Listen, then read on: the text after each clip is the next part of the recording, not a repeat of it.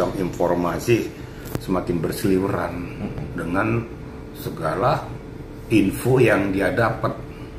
Apa info A1 atau A10 saya juga nggak ngerti. Nah, saya dudukkan permasalahan sekarang tentang itu dia. Nah, ini saya luruskan dulu ya.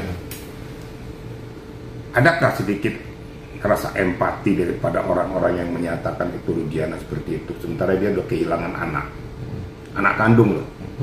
Apakah anak kandung itu bisa digade atau dibarter dengan pangkat atau jabatan seorang kapolsek?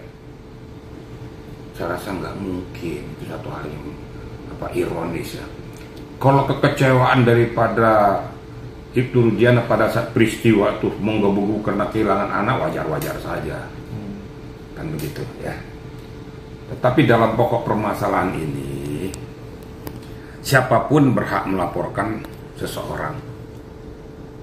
Mau melaporkan anggota polisi silakan, itu hak ya setiap warga negara. Yang penting yang dilaporkan ini mempunyai bukti-bukti yang kuat yang berkaitan dengan peristiwa tindak pidana itu. Karena kalau nanti melaporkan seseorang tanpa bukti yang kuat itu kan memberikan keterangan palsu, malah berbalik nanti. Ini yang perlu saya sampaikan dulu pada rekan-rekan. Kemudian tadi menyangkut masalah CCTV ya. CCTV dan ponsel terpidana. Nah, sekarang yang ngomong itu siapa? Ada perlu pembuktian dan perlu pemeriksaan. Yang ngomong siapa? Kalau ngomong katanya, mohon maaf, katanya Pak Deddy Mulyadi dan advokatnya, dapat dari mana informasinya? Ini kan perlu pembuktian. Jadi jangan, saya bilang berkali-kali ya kepada rekan-rekan ini, ataupun media, ataupun kepada netizen, kita jangan ilmu asumsi dan ilmu katanya. Kita berbicara tentang ilmu dengan kriteria hukum, data, bukti faktual yang ada relevansinya kepada peristiwa itu. Dan bisa dibuktikan, bukan ilmu katanya. Nah, jadi jangan kita ngebiauya supaya memajukan seorang dan mengatakan bahwa kenapa tidak dibuka CCTV, yang mengatakan itu siapa. Polri ternyata menyatakan tidak ada. Nah, sekarang dipaksa dengan netizen bahwa harus ada, yang nggak bisa. Buktikan saja. Kalau memang kamu punya bukti yang kuat, mari kita ada bukti kan gitu. Kalau memang ada, ya berarti ada hal-hal yang ditutupi. Jadi saya equal saja ya gitu ya. Buktikan saja, berikan alat-alat buktinya, berikan bukti-bukti fakta yang kuat bahwa memang CCTV tidak dibuka. Dari mana taunya? Apakah taunya dari katanya atau dengan bukti fakta? Itu yang paling penting. Nah, kembali menunggu kepada Ibtu Rudiana. Permasalahan ini sebenarnya yang saya ketahui berdasarkan fakta dan keterangan dari Humas Mabes Polri. Ini saya katakan, jadi bukan katanya lagi nih, bahwa Ibtu Rudiana sudah diperiksa oleh Propam dan dinyatakan tidak terbukti terhadap apa yang disangkakan pada dia, apa yang dituduhkan pada dia, ataupun yang dinyatakan pada yang bersangkutan. Ternyata dia clear and clean dan sudah diperiksa Propam. Nah, terus maksudnya mau apa lagi, melaporkan dalam hal apa lagi yang terkait dengan Ibtu Rudiana? Ini yang perlu kita cermati gitu loh. Di laporan tersebut kemarin waktu di Mabes nih, dan KDM dan pengacara tim Pradi itu mengatakan bahwa tidak sesuai SOP dan dia menangkap tangan, maksudnya nggak ada surat penangkapan segala macam. Bukan wewenang dia, itu kan dia kanit narkoba, sedangkan ini harusnya nggak ditangani sama dia. Dan yang dikatakan SOP sesuai dengan standar operasional prosedur namanya itu. Nah, tinggal kita buktikan aja apa betul Ibtu Rudiana melakukan tindakan itu, tidak melibatkan dari satuan reserse kriminal kan gitu. Seorang dari Sat Narkoba ya melakukan tindakan itu walaupun dia polisi. Tapi kalau seandainya ikut dia beserta melihat peristiwa itu karena itu anaknya, sah-sah saja.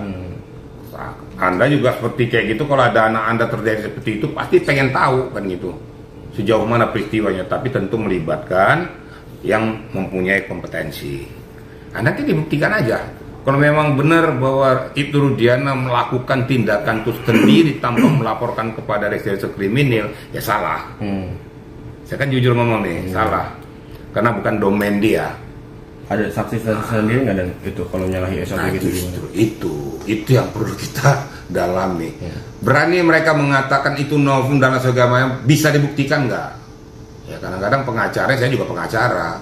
Pengacara itu kalau berbicara equal lah, jangan berbicara katanya. Saya nggak suka kalau ada pengacara yang suka sok cari panggung aja gitu loh.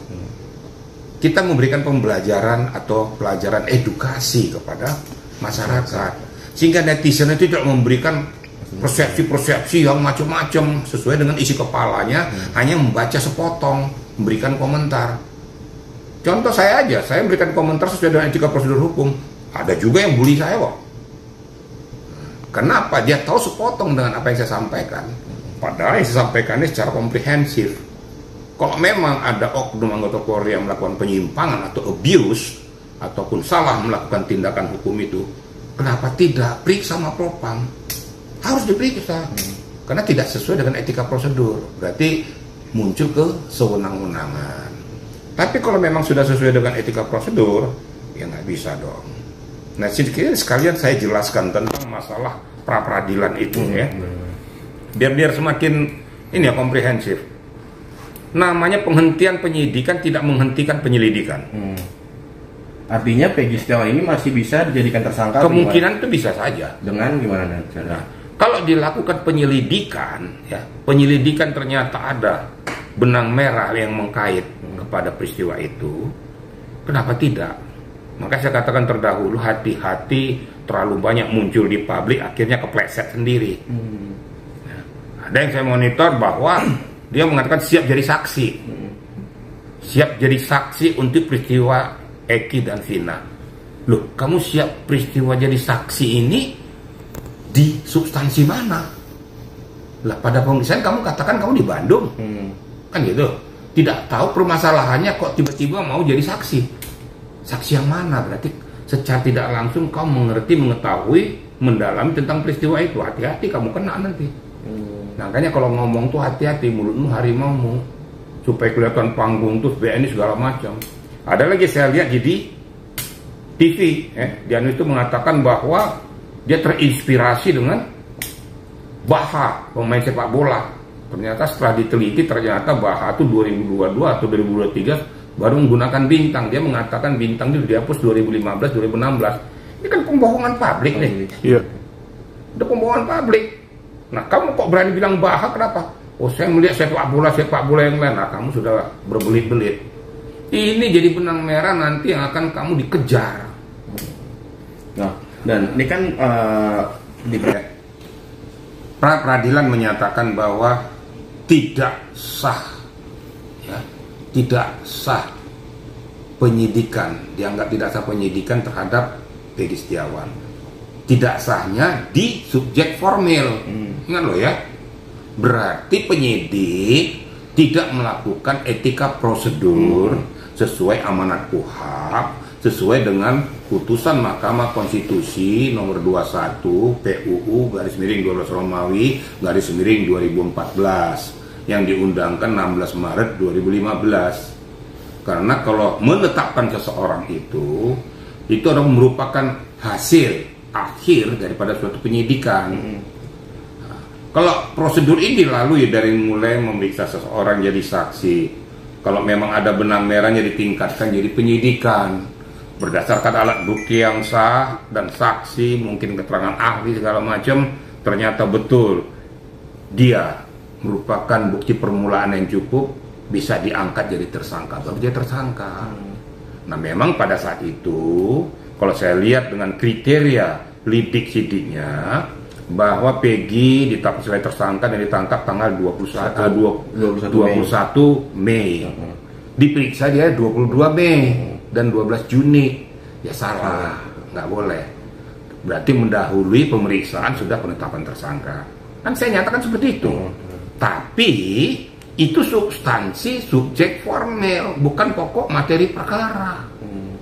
Nah, ironis dong kalau materi pokok perkara memang dia memang pelakunya, contoh, tapi saya tidak mengatakan dia ya. Nah, ternyata dia, tapi gara-gara subjek formilnya membatalkan semua peristiwa yang telah diperiksa, enggak. Itu kan namanya juga mencederai hukum. Namun demikian, saya menyatakan juga bahwa penyidik juga harus hati-hati. kalau memang tidak ada benang merahnya, tidak ada relevansinya dengan yang bersangkutan, jangan paksakan. Karena kalau memaksakan supaya ini berjalan terus tidak sesuai dengan etika prosedur, itu mencederai hak asasi manusia.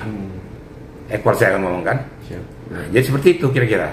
Dan tapi dari pihak kubunya adalah gabungan pemerintah, CQ mungkin yang ditunjuk atas perintah presiden atau Menko Polhukam meminta supaya tim-tim yang berkaitan dengan hukum, mungkin ada pengacara juga, ada LSM, ada dari kejaksaan, ada dari ini untuk membuat tim gabungan. Tapi kalau tim khusus sendiri itu kan sesuai dengan apa yang dia tahu, dia lihat. Jadi tidak, kalau menurut saya tidak sah untuk diangkat ke publik. Tapi kalau sudah berdasarkan surat perintah, surat keputusan, itu sah equal. Itu yang selama ini dikatakan itu tim pencari fakta. Itu kan independen. Yang sah itu adalah dibentuk berdasarkan surat keputusan. Kira-kira gitu. Tapi menurut Jenderal sendiri, kasus Vina ini bakal keungkap nggak sih siapa dalam otak di balik kasus ini semua? Mudah-mudahan ya. Saya tidak bisa memprediksi bagaimana ya. Kan saya dari awal saya katakan saya tidak mau mendahului hukum. Saya tidak mau mendahului keputusan hakim. Tapi kalau melihat carut marutnya ini, saya berharap tingkat maksimal harus dilakukan oleh Polri. Kenapa? Ini pertaruhan harga diri martabat, pertaruhan reputasi. Ya. Dan saya yakin bahwa Polri tidak akan mungkin main-main lagi dalam hal ini. Itu yang saya harapkan. Jadi jangan juga memaksa melaporkan ini kemudian maksa Kapolri segala macam, nggak ada urusannya. Perintah presiden sudah jelas kok. Selesaikan, tuntaskan sesuai dengan etika prosedur. Tapi tidak pernah mengatakan saya tidak mau tahu, selesaikan. Ada yang mengatakan peristiwa Peggy harus ditutup semuanya. Ya nggak bisa, emang kamu hakim. Nggak ada itu. Oke.